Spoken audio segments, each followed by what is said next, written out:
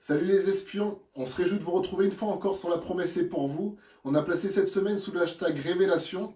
Durant les prochains jours, on va partager autour de la notion de vision, parce qu'il y a réellement une dimension visionnaire que Jésus nous a acquise et que Jésus nous a transmis par le Saint-Esprit, dans laquelle le Père veut nous voir croître et demeurer. C'est une dimension qui est essentielle, surtout pour nous qui vivons dans ces temps qui sont les derniers. Et c'est une promesse qui est pour nous, qui est pour nos enfants, qui est pour tous ceux qui sont au loin, en aussi grand nombre que le Seigneur les appellera. Restez connectés.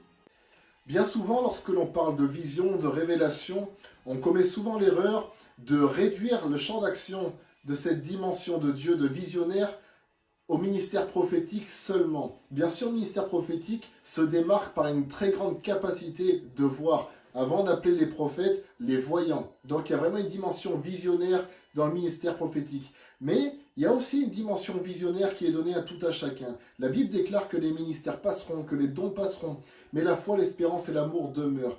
Chaque enfant de Dieu a foi en Dieu. Chaque enfant de Dieu reçoit cette capacité de croire. Et dans cette capacité de croire qui est commune à tous les enfants de Dieu, il y a aussi cette capacité de voir. Si tu crois, tu verras la gloire de Dieu. Donc il y a une dimension de visionnaire qui est pour tout à chacun. C'est une promesse qui nous est faite dans la parole. Cette promesse que par la nouvelle naissance, comme il nous est dit dans Jean chapitre 3, verset 3, par la nouvelle naissance, on reçoit la capacité de voir le royaume de Dieu. Et cette promesse, elle est pour nous, elle est pour nos enfants, elle est pour tous ceux en aussi grand nombre que le Seigneur les appellera.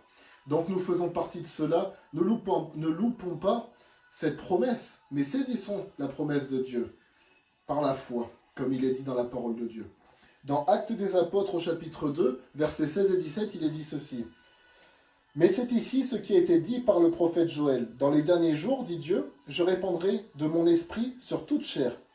Vos fils et vos filles prophétiseront, vos jeunes gens auront des visions et vos vieillards auront des songes. » Donc, selon ce texte, dès l'enfance, dès la jeunesse chrétienne même est marquée déjà par cette capacité de voir et qui doit aller croissante et en grandissant au fil des années de chrétienté, en atteignant une maturité qui fait qu'on atteint ce niveau des songes. Mais on n'est pas là réellement pour parler de ça. Paul nous dit, dans la lettre aux Éphésiens, chapitre 1, à partir du verset 18, Paul dit, il explique qu'il fait une prière pour l'Église, pour l'ensemble des croyants d'Éphèse et pour nous aussi.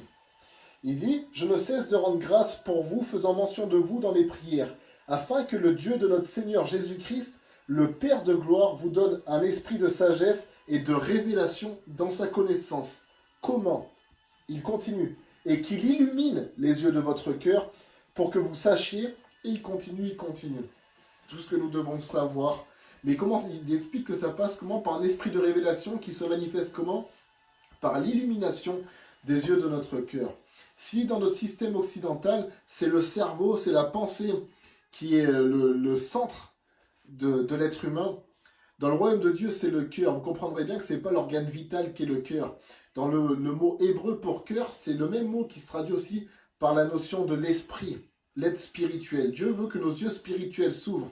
Comme on a pu le voir avec le disciple du prophète Élisée, quand le prophète a prié, illumine ses yeux, ouvre ses yeux afin qu'il voie. Il a vu d'une manière spirituelle des êtres spirituels. De la même manière que les êtres physiques autour de moi s'appréhendent par une vision physique, la dimension spirituelle s'appréhende par les yeux spirituels. Nous avons des organes spirituels et ces organes doivent être éveillés, eux aussi, comme l'ont été nos organes physiques.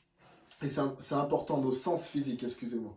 Nos sens spirituels aussi doivent être ouverts. Et ça, c'est bon pour tout enfant de Dieu. C'est pour ça que je nous invite tout à chacun à faire cette prière qu'a fait Paul, à demander que les yeux de nos cœurs, nos yeux spirituels soient illuminés par la connaissance, par un esprit de sagesse, de révélation, dans la connaissance de Dieu, afin que nous puissions voir tout ce que le Père a mis à notre disposition et ce dans quoi nous devons rentrer. On ne peut pas avancer dans le royaume de Dieu comme ça. Il faut que nos yeux spirituels soient ouverts, afin que nous puissions voir. Il est dit que Moïse quitta l'Égypte comme voyant le Dieu invisible. Nous devons avancer avec une vision claire, une vision définie pour pouvoir suivre le plan de Dieu. Et c'est une promesse qui est pour tout à chacun. Nous pouvons prier et nous devons le faire et je nous encourage tout à chacun à le faire, à prier Dieu pour recevoir cette capacité de voir.